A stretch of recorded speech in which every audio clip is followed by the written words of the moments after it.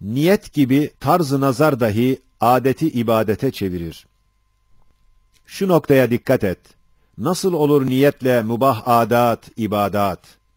Öyle tarz-ı nazarla fünun-u ekvan olur marif-i ilahi.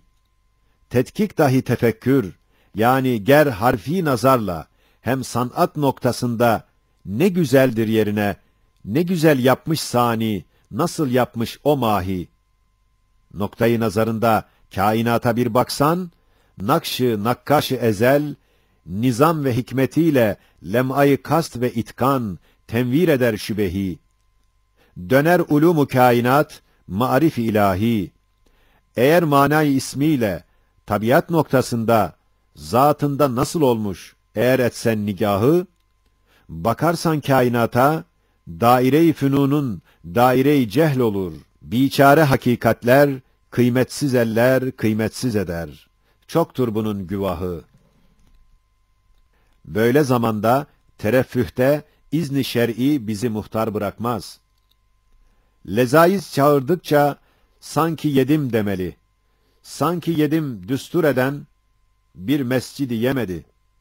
İstanbul'da sanki yedim namında bir mescit var. Sanki yedim diyen adam, hevesinden kurtardığı paralarla bina etmiş. Eskide ekser İslam fil cümle aç değildi. Tenauma ihtiyar bir derece var idi. Şimdi ise ekseri açlığa düştü kaldı. Telezzüze ihtiyar, izni şer'i kalmadı. Sevad-ı azam, hem ekseriyeti masumun maişeti basittir. Tagaddi besatetiyle onlara tabi olmak, 1000 kere müreccahtır. Ekalliyeti müsrife, ya bir kısım sefihe, takaddide tereffüh noktasında benzemek. Zaman olur ki, ademi nimet, nimettir. Hafıza bir nimettir. Fakat ahlaksız bir adamda, musibet zamanında, nisyan ona racihtir. Nisyan da bir nimettir. Yalnız her günün alamını çektirir, müterakim olmuş alamı unutturur. Her musibette bir cihet-i nimet var.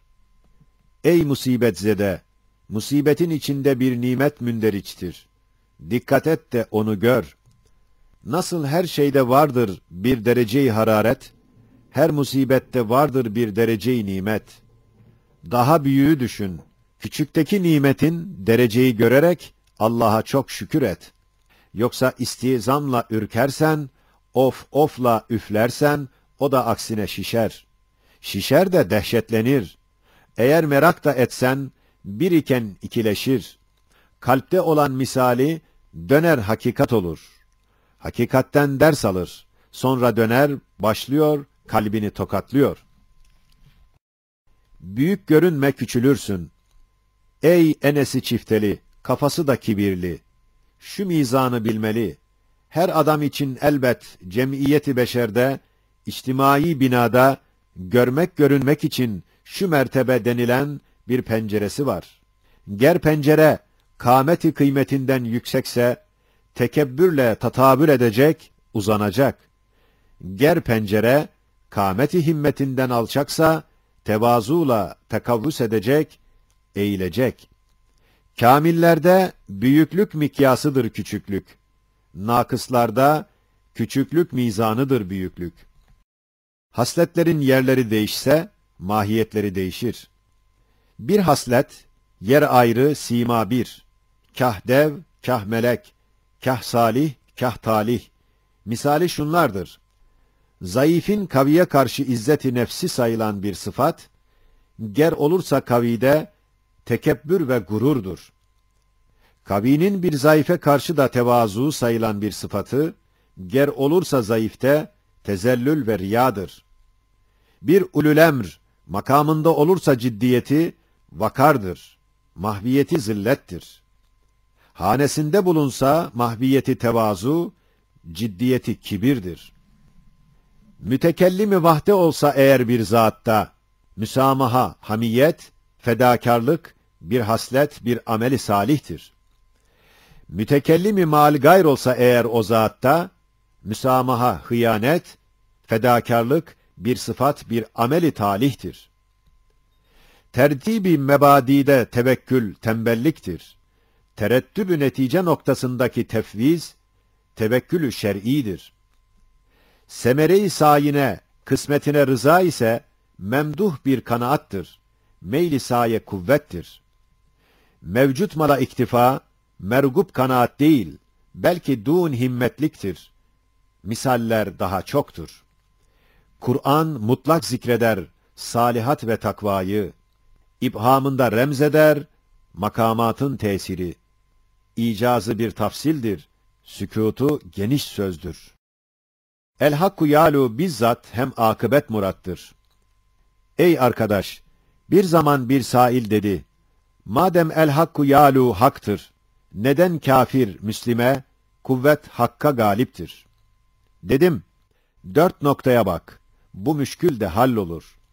Birinci nokta şudur, her hakkın her vesilesi hak olması lazım değildir. Öyle de her batılın her vesilesi batıl olması yine lazım değildir.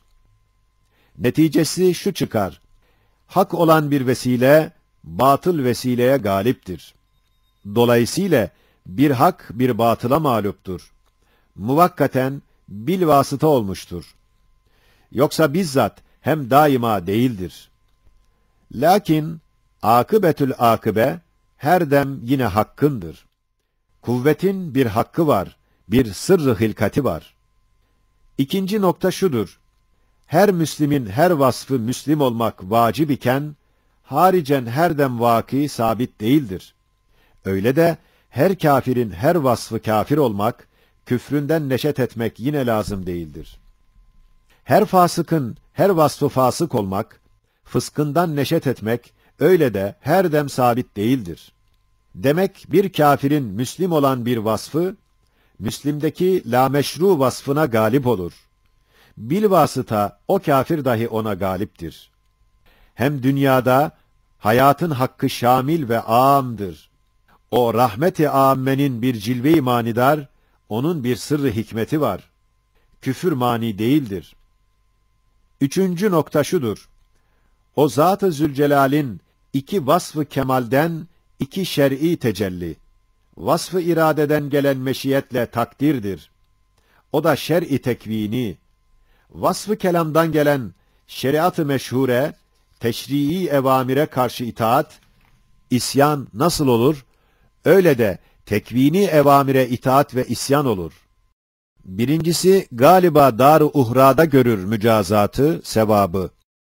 İkincisi âleba dar-ı dünyada çeker mükafat ve ikabı. Mesela nasıl sabrın mükafatı zaferdir, ataletin mücazatı sefalet, öyle de sayin sevabı olur servet. Sebatta da galebedir mükafat.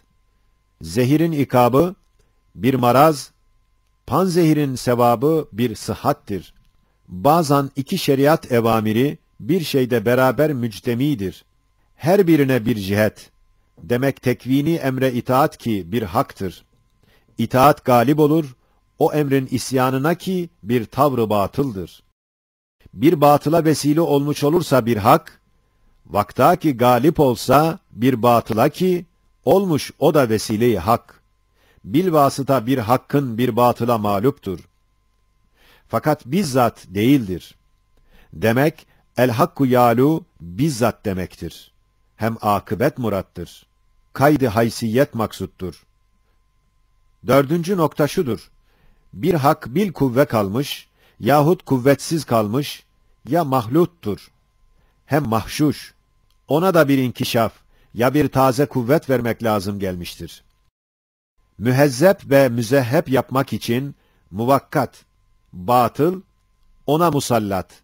Ta ki sebike-i hak ne miktar lüzum vardır. Ta mahz ve halis çıksın, mebadide, dünyada batıl etse galebe, fakat kazanmaz harbi.